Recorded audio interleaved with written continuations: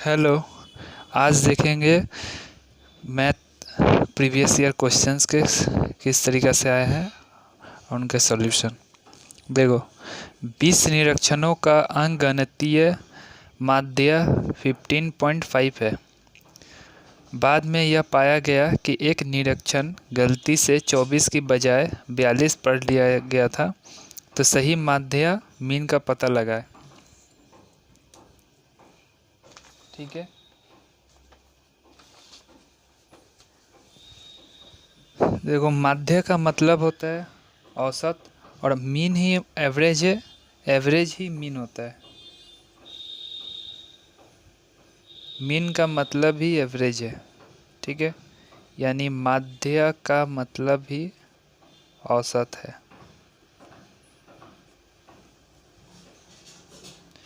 और मीन या एवरेज निकलता कैसे?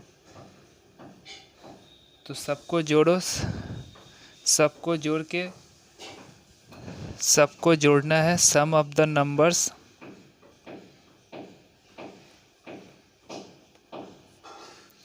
Divided by number.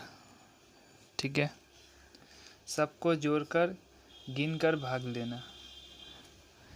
यहाँ देखो, 20 निरीक्षणों का अंकगणितीय माध्य 15.5 है। बाद में यह पाया गया कि एक निरीक्षण गलती से 24 की बजाय 42 पढ़ लिया। लिखना था कितना? 24, लेकिन लिख दिया कितना? लिख दिया ये 42। कितना ज़्यादा लिखा है? कितना ज़्यादा लिखा है? इन दोनों का डिफरेंस कितना ज़्यादा लिखा है? तो 18। ठीक है, लिखना था 24, लिख दिया है 42।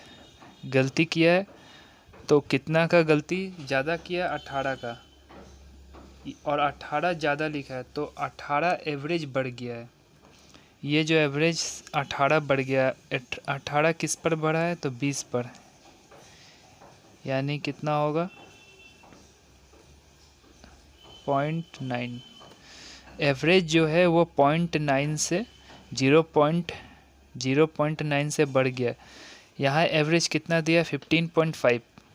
15.5 ये बढ़ने के बाद का एवरेज है, यानी इसमें 0.9 बढ़ा हुआ है। 15.5 में 0.9 ऐड है, तो इसमें से माइनस करेंगे 0.9 को, तो जो मेरा रियल एवरेज है वो आएगा। कितना होगा? देखो, 14.6। ठीक है, तो रियल में कितना एवरेज होना चाहिए? तो रियल एवरेज जो होगा, रियल माध्य, वो होना चाहिए 14.6। 15.5 जो माध्य है वो बढ़ने के बाद का है, मतलब जितना से गलती किया है, गलती किया था 18 से, एवरेज में कितना? 0.9 से ये बढ़ा हुआ है 15.5। तो इसको सही करेंगे, रियल एवरेज निकालेंगे माइनस करके, यानी 15.5 माइनस 0.9। ठीक है, नेक्स्ट क्वेश्चन। क्वेश्चन क्या है? 5 लीटर चीनी के मिश्रण में 6% चीनी है, उसमें से 1 लीटर पानी भाप बन जाता है। शेष मिश्रण में चीनी का प्रतिशत ज्ञात करें। ठीक है, यहाँ पर दो सवाल पूछेगा। कि शेष मिश्रण में चीनी का प्रतिशत ज्ञात करें, या शेष मिश्रण में पानी का प्रतिशत ज्ञात करें। ठीक है, नहीं तो चीनी का प्रतिशत पूछेगा या पानी का प्रतिशत पूछेगा, दोनों में से कोई एक पूछेगा शेष मिश्रण में। तो 5 लीटर चीनी है के मिश्रण कितना है? 5 लीटर। 5 लीटर चीनी के मिश्रण में चीनी कितना है? 6%। ठीक है, उसमें से 1 लीटर पानी भाप बन जाता है। अभी ध्यान से सुनो, वाष्पीकृत करेंगे, अगर चीनी का मिश्रण को वाष्पीकृत करेंगे तो भाप क्या बनेगा? पानी बनेगा या चीनी? ऑब्वियसली पानी बनेगा। पानी वाष्पीकृत होकर के भाप बन जाएगा। ठीक है, चीनी वैसा का वैसा ही रहेगा। तो 1 लीटर पानी भाप बन जाता है, तो अभी कितना लीटर बचा? 4 लीटर। 5 लीटर चीनी का मिश्रण में पानी भाप बन गया, 1 लीटर पानी भाप बन जाता है, तो बचा कितना लीटर? 4 लीटर। अभी 4 लीटर में चीनी का परसेंटेज कितना है नहीं पता, तो मान लिया X%। अच्छा, एक बात देखो, यहाँ पर चीनी का जो प्रतिशत है उसमें कोई परिवर्तन नहीं आया, चीनी का प्रतिशत में कोई परिवर्तन नहीं आया। चीनी के मिश्रण में जो भाप बनेगा वो पानी बनेगा, यानी चीनी जैसा है वैसा ही रहेगा, चीनी का प्रतिशत जैसा है वैसा ही रहेगा। ठीक है, तो हम लोग बोल सकते हैं कि इसमें जितना % चीनी था, नया वाला मिश्रण में भी उतना ही प्रतिशत चीनी होगा, यानी चीनी का मात्रा में परिवर्तन नहीं होगा। जिसमें परिवर्तन नहीं होगा उसको बराबर कर देंगे। अगर पानी में परिवर्तन नहीं होता तो पानी का प्रतिशत को बराबर कर देंगे। यहाँ % से % गया, यहाँ 2 से 4 पर में गया 3, तो x इक्वल्स टू 15/2 यानी 7.5%। x क्या था? चीनी का प्रतिशत। तो चीनी का प्रतिशत कितना है? चीनी का प्रतिशत होगा 7.5%। ठीक है, 75 नहीं है ऑप्शन में, 7.5%। अगर यहाँ पर पानी का प्रतिशत पूछेगा तो क्या बोलोगे? पानी का प्रतिशत, तो कभी भी प्रतिशत क्या होता है? अपने आप में 100% होता है, उसमें से चीनी 7.5% है, तो पानी कितना होगा? 100 - 7.5%, डेट इज़ 92.5% पानी होगा। ठीक है, तो ध्यान रखोगे जो परिवर्तन होगा उसको इक्वल्स नहीं करेंगे, जिसमें परिवर्तन नहीं होता है उसको इक्वल करेंगे। चीनी के मिश्रण में जो भाप बनेगा सिर्फ पानी 1 लीटर कम हो गया, तो पानी से कुछ लेना देना नहीं है। अभी हम लोग चीनी के मिश्रण में, चीनी 6% था पहले, नया मिश्रण में कितना प्रतिशत है नहीं पता, लेकिन इतना मालूम है कि दोनों में इक्वल होगा, क्योंकि चीनी में कोई परिवर्तन नहीं आया है, दोनों बराबर होंगे, दोनों इक्वल्स होंगे। तो 5 × 6%, चीनी का 5 लीटर में चीनी था 6%, 4 लीटर, क्यों? क्योंकि 1 लीटर पानी जो है भाप बन गया, तो 4 लीटर बचा। 4 लीटर में चीनी का प्रतिशत कितना है नहीं पता, लेकिन दोनों आपस में इक्वल्स है, तो x का मान कितना आया? 7.5%। x क्या था? चीनी का प्रतिशत, क्योंकि नए वाले मिश्रण में चीनी का प्रतिशत हम लोगों ने x% मांगा था, तो चीनी का प्रतिशत कितना है? 7.5%। अभी पूरा 100% में अगर चीनी 7.5% है, तो नए वाले मिश्रण में पानी का प्रतिशत कितना होगा? तो 92.5%। यहाँ 7.5% चीनी पूछा है, तो ये आंसर। नेक्स्ट वन इज, लिखा है ए और बी के वेतन का योग 25,000 रुपये है, वे अपने वेतन का 75% खर्च करते हैं, उनकी बचत का अनुपात 14:11 है, रुपए में उनके वेतन का पता लगाएं। ठीक है, ए का मान लेते हैं वेतन ए है और बी का वेतन बी है। ठीक है, ए अगर वेतन का कितना बचाता है? 75% खर्च करता है, तो बचाता कितना है? तो ये बचाएगा 25%। ठीक है, बी अपने वेतन का भी बी जो है वो भी अपने वेतन का 75% खर्च करता है, तो बचाएगा कितना? 25%। ये इक्वल करेंगे उनके बचत के इक्वल्स के अनुपात में, यानी उनका बचत का अनुपात कितना है? 14:11, यानी 14/11। ठीक है, ये अपने आय का अगर 75% खर्च करेगा तो 25% बचाएगा, बी 75% खर्च करेगा तो 25% बचाएगा, और ये 14/11 क्या दिया? इनके बचत का अनुपात, ये इक्वल कर दिया, % से % गया, 25 से 25 गया, तो ए और बी का जो आय का अनुपात आया है 14:11, टोटल कितना होगा? 25। आय का रेशियो का टोटल होगा 25, दिया हुआ है कितना? 25,000। मेरे हिसाब से 25 आना चाहिए, लेकिन दिया कितना है? 25,000। कितना ज़्यादा? 1,000। तो उनका ओरिजिनल में आय कितना है? 1,000 ज़्यादा, 1000 से मल्टीप्लाई कर दो, यहाँ होगा 14,000, यहाँ होगा 11,000, यानी ए का 14,000 और बी का 11,000 आंसर। ठीक है, नेक्स्ट क्वेश्चन। क्वेश्चन है, एक परीक्षा में 25 सवाल है, प्रत्येक सही जवाब के लिए 4 अंक दिए जाते हैं और प्रत्येक गलत जवाब के लिए 2 अंक काट दिए जाते हैं। यदि सीमा ने 70 अंक प्राप्त किए हैं तो उसके कितने सवाल सही है। ठीक है, पहले डिटेल्स में समझो फिर डायरेक्ट करेंगे। पहले डिटेल्स में इसको समझ लो। सवाल कितने हैं टोटल? 25 सवाल है और प्रत्येक सही जवाब के लिए 4 अंक दिए जाते हैं। तो मान लेते हैं सही क्वेश्चन कितना बनाया, सही क्वेश्चन बनाया इसने x। ठीक है, मान लेते हैं सही क्वेश्चन बनाया x, तो गलत क्वेश्चन कितना बनाया होगा? 25। टोटल सवाल 25 है, 25 में अगर x सही बनाया तो गलत बना है 25 माइनस x क्वेश्चन। समझ में आया?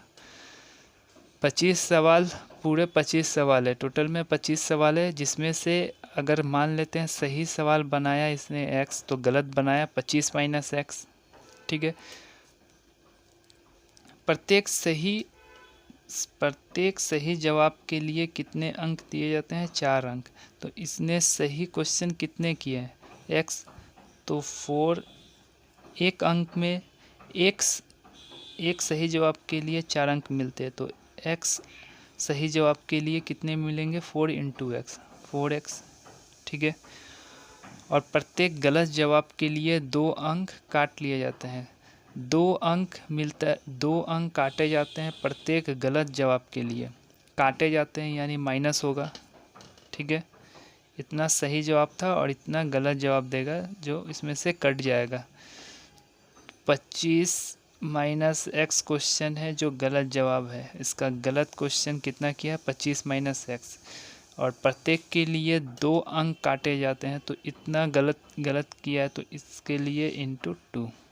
ठीक है, इतने अंक काटे जाएंगे, तो इतने अंक इसके सही है और इतने अंक गलत है। काट छाट कर उसको 70 अंक मिला है। इसको सीमा को जो है काट छाट कर कितने अंक मिले? 70 अंक। यहाँ देखो क्या होगा? 4x माइनस 50, 25 इंटू 2 50, और यहाँ माइनस और माइनस क्या होगा? Plus 2x equals to 70। Minus का और यहाँ माइनस है तो माइनस और माइनस प्लस हो गया, 2 दोनों में इंटू होगा, यहाँ 50 होगा, यहाँ 2x हो गया। यहाँ देखो 4x plus 2x 6x equals to 70 plus 50, तो x इक्वल्स टू यहाँ x के साथ मल्टीप्लाई में, यहाँ आकर क्या होगा? डिवाइड में 6, यानी x इक्वल्स टू कितना होगा? 20। x क्या था? x था सही क्वेश्चन, इसने सही सवाल कितने किए हैं? तो 20 सही सवाल हुआ 20। टोटल कितना था? 25, तो गलत कितना होगा? गलत होगा 25 माइनस 20 यानी 5 सवाल। 5 सवाल इसके गलत है। ठीक है, अभी क्वेश्चन में पूछा कितना है, क्या है, उसके कितने सवाल सही है, तो उसके 20 सवाल सही है, और गलत पूछेगा तो 5 सवाल गलत है। ठीक है, तो 20 आंसर। समझ में आया?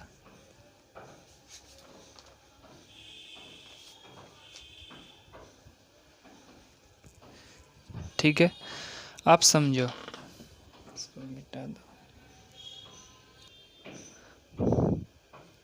आप समझो, अगर 25 अंक, ठीक है, 25 सवाल जो है अगर सही बनाता, 25 का 25 सवाल अगर सही बनाता तो उसको कितने अंक मिलते? 25 इंटू 4, एक सही जवाब के लिए, एक सही सवाल के लिए उसको 4 अंक मिलते हैं। तो 25 सवाल अगर सही बनाता तो उसको कितने अंक मिलते? 100 अंक मिलता। ठीक है, लेकिन उसको अंक मिले कितने हैं? 70 अंक मिले हैं। तो कितने अंक का लॉस हुआ है इसका? 30 अंक का लॉस हुआ है।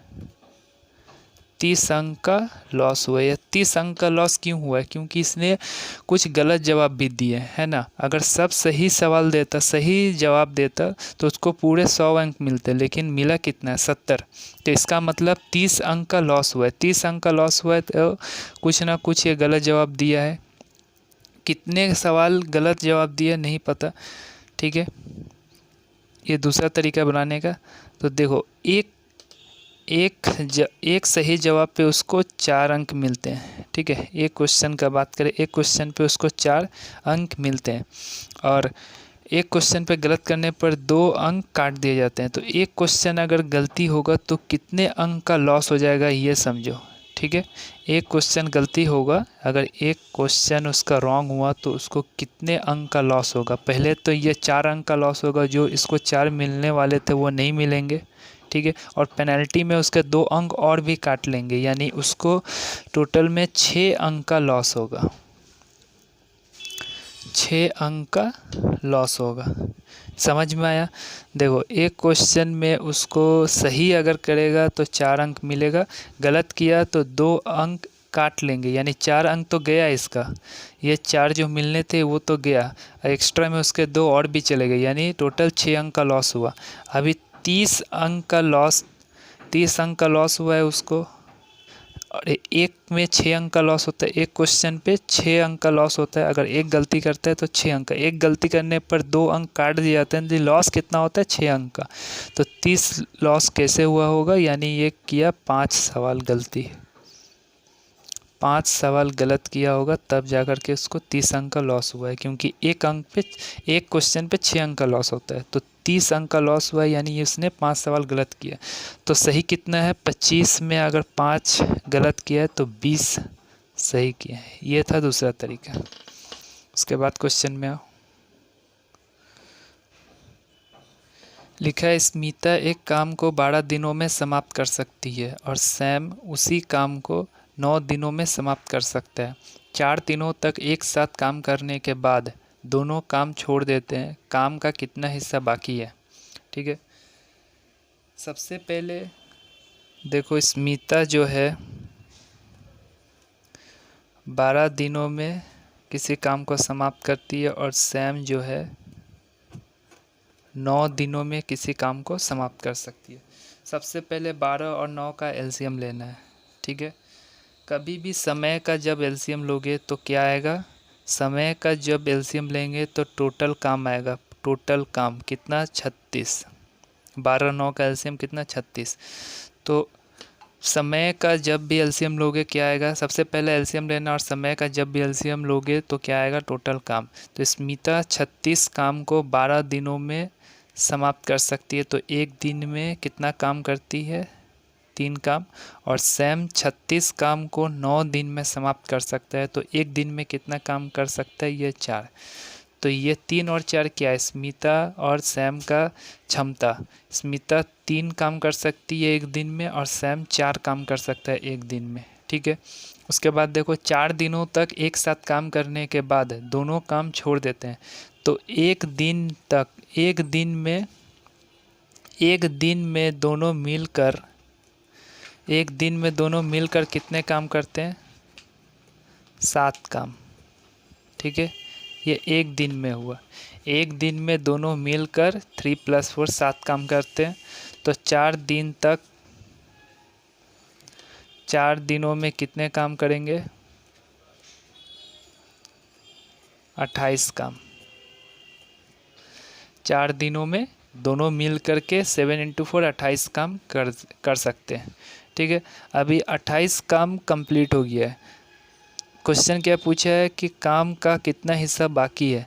4 दिनों के बाद काम छोड़ देते हैं, तो काम का कितना हिस्सा बाकी है? 36 में टोटल काम कितना था? 36। इसमें से 4 दिनों तक काम किए, 28 काम हुआ है, तो अभी बचा कितना है? 8 काम, ठीक है। 8 काम शेष है, 8 काम बचा है। ये 8 काम बचा है कितना में से? 36 में से। 36 काम टोटल था, तो ये जो 8 काम शेष है वो किस में से? 36 काम में से। तो कितना होगा ये देख लो, 2/, ठीक है, 2/9 काम अभी भी शेष है। ये आंसर समझ में आया। एलसीएम जो जब भी एलसीएम लोगे सबसे पहले एलसीएम ही लेना है। दिन का टाइम का जो एलसीएम लोगे वो क्या आता है, टोटल काम आता है। ठीक है, तो 12 दिनों में 36 काम कंप्लीट होते थे। एक दिन में स्मिता 3 काम कर सकती है। ये इसका कैपेसिटी है, क्षमता है, और ये भी इसका क्षमता है। एक दिन में ये स्मिता 3 काम कर सकती है और सैम 4 काम कर सकते हैं। तो एक दिन में मिल करके काम करेंगे तो 7 काम, 3 + 4 सिंपल। और 4 दिनों तक काम किया है तो 4 दिनों तो कितना होगा, 28 काम। 36 में से 28 काम कंप्लीट हो गया तो बचा कितना, 8 काम शेष बचा है। तो फ्रैक्शन में देखोगे ये जो 8 काम शेष बचा है किस में से, टोटल काम में से। टोटल 8/36 यानी 2/9 काम अभी भी शेष बचा हुआ है। ये आंसर है। ठीक है।